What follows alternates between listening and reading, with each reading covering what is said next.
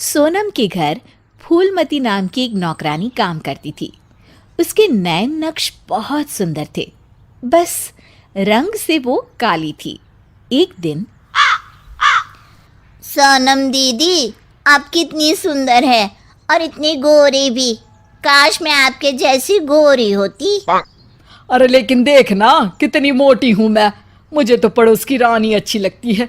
देखने में गोरी, नैन नक्श अच्छे और दुबली भी कितनी सुंदर लगती है।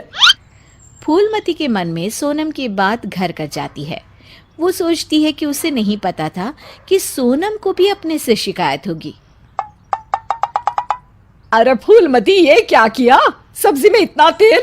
वैसे भी मैं इतनी मोटी हूँ, ये खाना खाकर तो कभी जिंदगी में पतली नहीं हो पाऊंगी।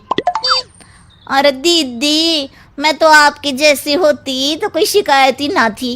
गोरी गोरी। अरे गोरी ही तो हूँ, खुद को तो देख। तेरे नैन नक्श, तेरा पतला शरीर।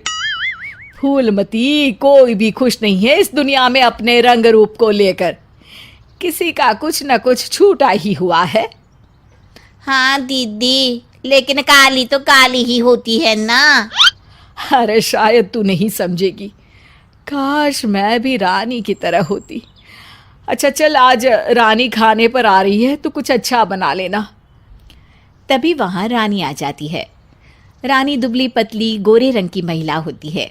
दोनों सहेलियां बैठकर गप्पे मार रही होती है कि वहां फूलमती खाना लेकर आती है। अरे रानी दीदी, आप कितनी सुंदर है। काश मैं आप ही की तरह होती तो कितना अच्छा होता। शुक्रिया फूलमती, लेकिन तुम्हारे नैन नक्श तो बड़े ही तीखे हैं। हाँ दीदी, लेकिन हूँ तो काली ही ना। वैसे तो मैं भी वो सामने वाली वंदना को देखकर सोचती हूँ कि काश मैं उसके जैसी होती।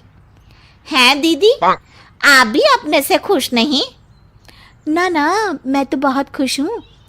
बस जरा लंबाई, काश मेरी लंबाई वंदना जैसी होती तो कमाल हो जाता।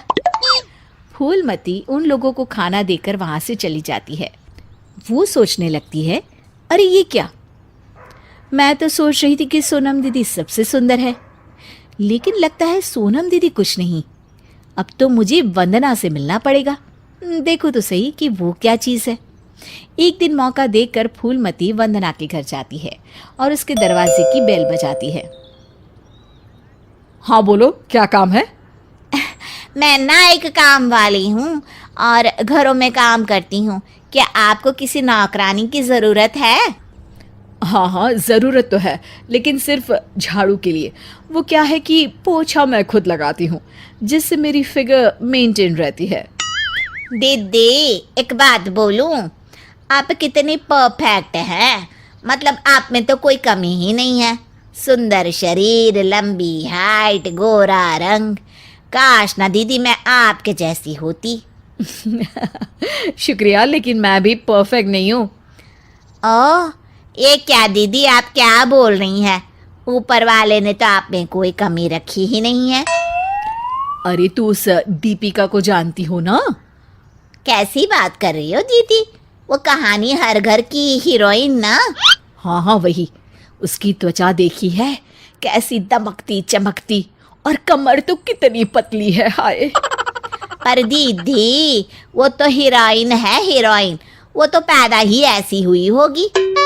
हाँ वही तो, उसको तो भगवान ही ऐसा बनाया होगा, सुंदर, चमकता और दमकता।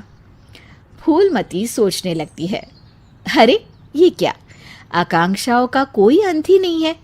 कोई खुश नहीं है खुद से। हर किसी को किसी और जैसा दिखने की चाह है।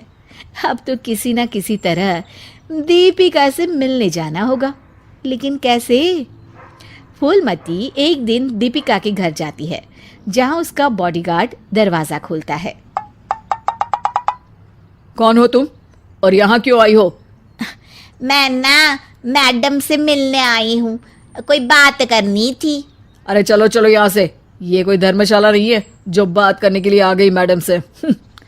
तभी वहां दीपिका आ जाती है। अरे भैया आने दो, फैन होगी मेरी। फूलमती दीपिका के पीछे पीछे उसके घर के अंदर चली जाती है। मैडम, आप तो इतनी सुंदर हो जैसे कि कोई गुड़िया। हाय हाय, त्वचा तो ऐसी जैसे कि मोम। मैडम, काश मैं आपकी जैसी होती। अरे मैं काफ़ी परेशान हूँ अपने रंग रूप को लेकर। एक ही जिंदगी और उसमें भी भगवान ने मुझे ऐसा बना दिया। दीपिका को फूलमती की बात परेशान कर देती है। वो उसे पास बिठाती है और फिर कहती है, देखो, मैं भले ही सुंदर हूँ, लेकिन उसे बरकरार रखने के लिए मुझे बहुत मेहनत करनी पड़ती है। मतलब मेहनत क्यों और कैसे? मैं खाने पीने में हर वो चीज़ नहीं खा सकती जो तुम खा सकती हो। मैं धूप, पानी, हवा, धूल से दूर रहती हूँ, नहीं तो दाने निकल आते हैं। ना जी ना मैडम, मैं तो सारा दिन घूमू हूँ। बारिश में भीगना तो मुझे बहुत ही अच्छा लगे है। अरे महंगी महंगी क्रीम, पाउडर जिस दिन मैं लगाना छोड़ दूँ ना, तो देखो कैसी बुढ़िया सी शक्ल हो जाएगी मेरी। अरे मेरे ये सुंदर होठ, ये तो मैंने सर्जरी से करवाए हैं, जिसका मुझे बहुत ज़्यादा ख्याल रखना पड़ता है। दीपिका की बात सुनकर फूलमती वहाँ से निकल जाती है।